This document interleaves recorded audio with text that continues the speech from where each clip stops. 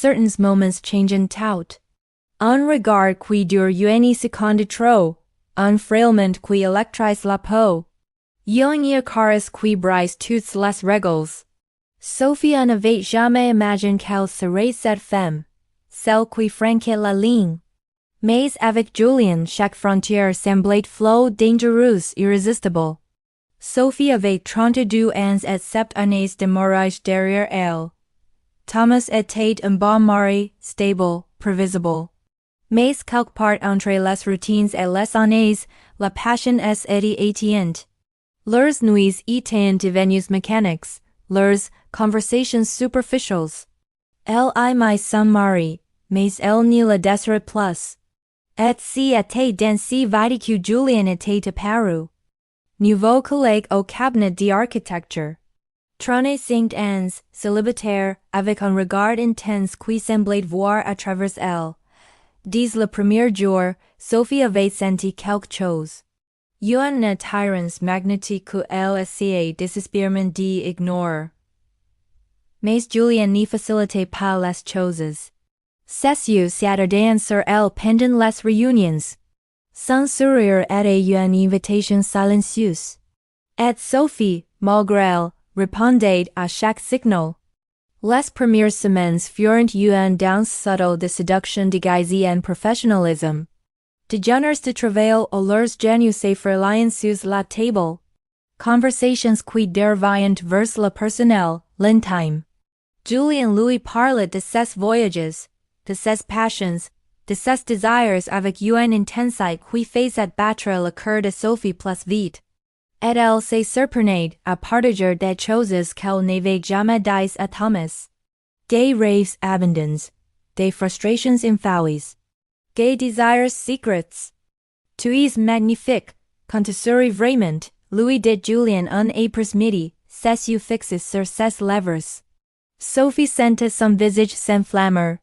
C'était une remarque simple mais chargée d'une promesse non dite. Thomas ne la regardait plus qu'en cas. Ni la faisait plus se sentir désirable, vivante, brûlante.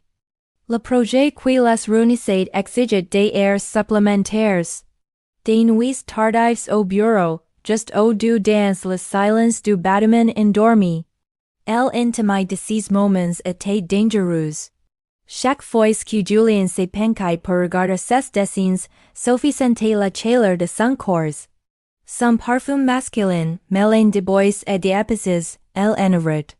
Parfois, leurs mains se touchaient accidentellement, et ce contact innocent envoyait des frissons le long de ses colonnes vertébrales.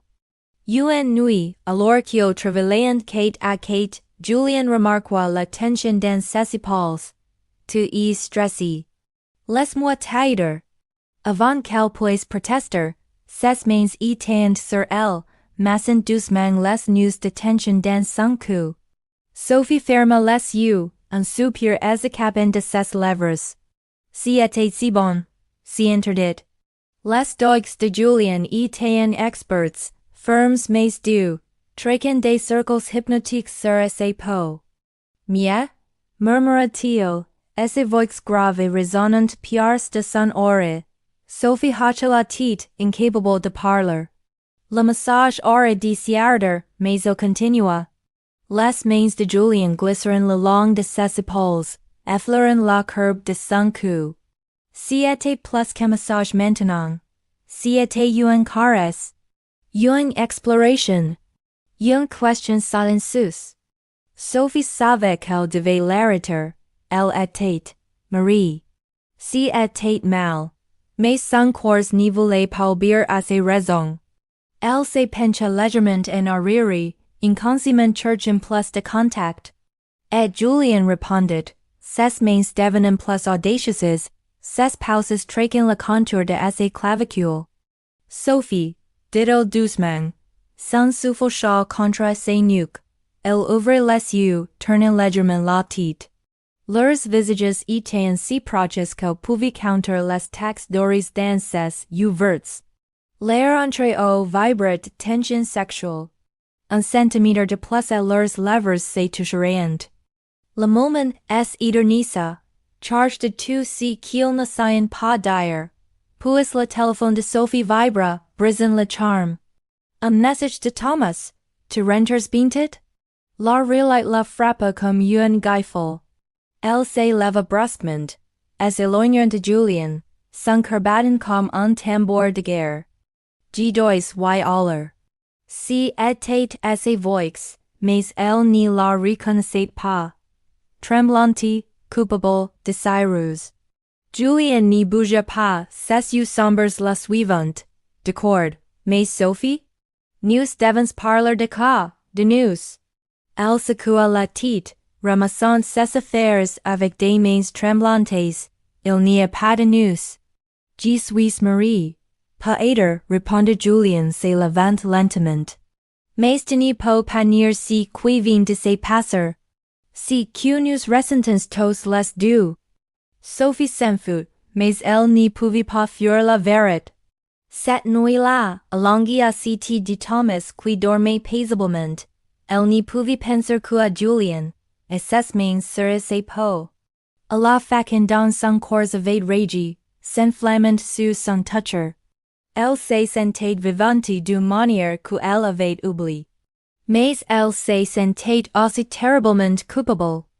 Les jours suivants furent une torture exquise. Sophie essayait d'éviter Julien, mais c'était impossible.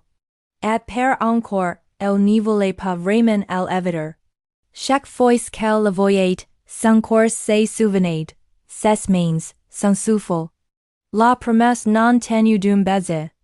Julien, lui, ne prétendait plus. Il la désirait et il voulait qu'elle le sache.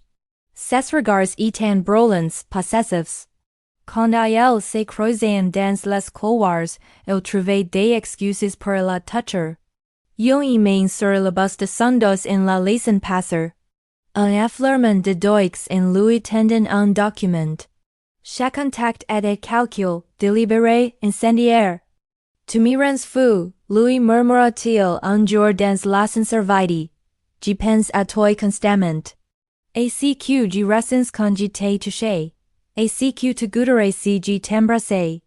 Sophie déglutit, ses genoux faiblissant. Julien, arrête. Tu sais que je ne peux pas. Pourquoi? Parce que tu portes un anneau? Oh, parce que tu as peur de voir autant que moi? Il avait raison. Elle avait peur. Peur de ce qu'elle ressentait. Peur de ce qu'elle pourrait faire si elle baissait à égard un seul seconde. Peur de découvrir que son mariage était déjà mort et qu'elle s'accrochait juste à un coquille vide. Le point de rupture arriva lors d'une soirée d'entreprise.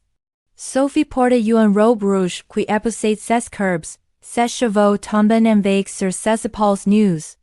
Thomas devait l'accompagner mais avait annulé au dernier moment, prétextant une urgence au travail. Elle y alla seule, se répétant, qu'elle pouvait gérer une soirée professionnelle sans perdre le contrôle. Mais dès que Julien la vit, elle sut qu'elle avait tort.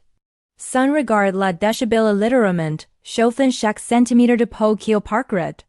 Il s'approcha, du verre de champagne à la main. Pour toi, tu es éblouissante ce soir.